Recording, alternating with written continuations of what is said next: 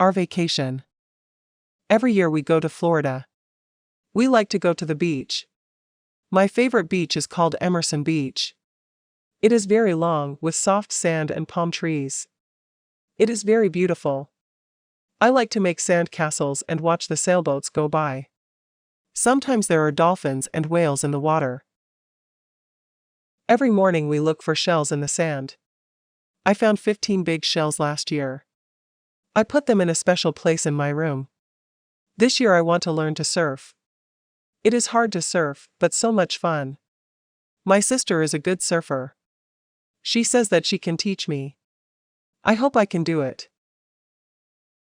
Did you understand the text? It's time to answer the questions.